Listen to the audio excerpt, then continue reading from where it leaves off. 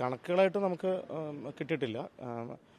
ഒരു ന്യൂസ് ചാനലിൽ വന്നിട്ടുള്ള ഒരു പ്രോഗ്രാമിൻ്റെ ഇടയിലാണ് പ്രൊഡ്യൂസർ അസോസിയേഷൻ്റെ പ്രസിഡൻ്റായിട്ടുള്ള രാകേഷ് ചേട്ടൻ്റെ ബൈറ്റിന് ശേഷം സക്സസ്ഫുൾ സിനിമകൾ, അതായത് 8 സൂപ്പർ ഹിറ്റ് സിനിമകൾ, 7 ഹിറ്റ് സിനിമകൾ, ബാക്കി 158 സിനിമകൾ 50 പരാജയമാണ്, 360 കോടിയുടെ നഷ്ടമുണ്ട് എന്ന തരത്തിലാണ് അത് വന്നിരിക്കുന്നത്.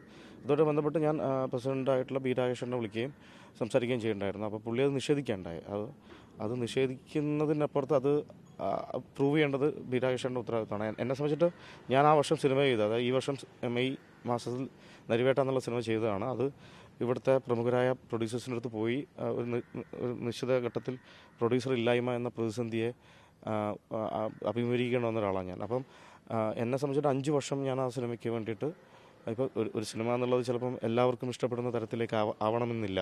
പക്ഷേ സംവിധായകൻ, അതിൻ്റെ ക്രിയേറ്റർ എന്ന നിലയ്ക്ക് എനിക്കത് ചെയ്യണം എന്നുള്ള എൻ്റെ അഭിനിവേശത്തിൻ്റെ ഭാഗമായിട്ടാണ് ആ സിനിമ ചെയ്യാൻ ഞാൻ ശ്രമിച്ചത്. അപ്പോൾ അതിൻ്റെ ഭാഗമായിട്ട് ഇന്ത്യൻ സിനിമാ കമ്പനി എന്നുള്ളൊരു പുതിയ കമ്പനി, ടിപ്പു ഷിയാസ്ക എന്ന് പറയുന്ന 2 പേര് വന്ന് ആ സിനിമ പ്രൊഡ്യൂസ് ചെയ്യാൻ തീരുമാനിക്കുന്നു. അപ്പോൾ അതിൻ്റെ ഉത്തരവാദിത്തം എനിക്കും കൂടിയാണ്. അവർ പുതുതായിട്ട് വരുന്ന സിനിമയാണ്, അവർക്ക് ആ സിനിമ ലാഭകരമാവണം. അതിൻ്റെ ആത്മാർത്ഥമായ ശ്രമം ഞാൻ നടത്തിയിരുന്നു. ഒരു സംവിധായകനപ്പുറത്ത് അതിൻ്റെ എല്ലാ മേഖലകളിലും എനിക്ക് ജോലി ചെയ്യേണ്ടി വന്നിട്ടുണ്ട്. കാരണം ഇതൊരു ടീം വർക്കായിട്ട് ചെയ്ത സിനിമയാണ്.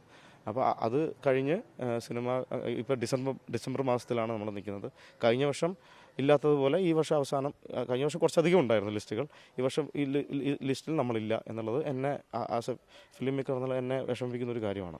പിന്നെ ഈ പരാജയ സിനിമകൾ എന്ന് പറയുന്ന ഈ മാനദണ്ഡം എങ്ങനെയാണ് ഉണ്ടാക്കുന്നത് അറിയാൻ ഞാനും 10-15 വർഷമായിട്ട് സിനിമയിൽ നിൽക്കുന്ന ആളാണ്. അപ്പം എനിക്കതറിയാൻ ആഗ്രഹമുണ്ട്.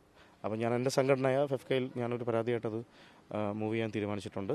പിന്നെ ആലോചിച്ച് നോക്കൂ, ഇപ്പോൾ 2024 സക്സസ്ഫുൾ ആയിട്ടുള്ള ഒരുപാട് സിനിമകൾ ഇവിടെ സംഭവിക്കുകയും കളക്ഷൻ റെക്കോർഡിൽ ചരിത്രത്തിൽ തന്നെ പരിശോധിച്ചാൽ വലിയ സിനിമകൾ വരികയും ചെയ്തത് സിനിമയ്ക്ക്, മലയാള സിനിമയ്ക്ക് അതിർവരമ്പില്ലാതെ എല്ലാ ഭാഷയിലേക്കും രാജ്യങ്ങൾക്കപ്പുറത്ത് പോലും സിനിമകൾ ചർച്ച ചെയ്യുന്ന കാലത്താണ് കൂടുതൽ പ്രസ് മീറ്റുകൾ വിളിക്കുകയും ഇത് ഒരു ഇൻവെസ്റ്റ്മെൻറ്റ് സൗഹൃദ മേഖലയല്ല എന്ന തരത്തിൽ പറയുകയും ഒരുപാട് സിനിമകൾ, പ്ലാൻ ചെയ്ത സിനിമകൾ താഴോട്ട് പോവുകയുണ്ടായി.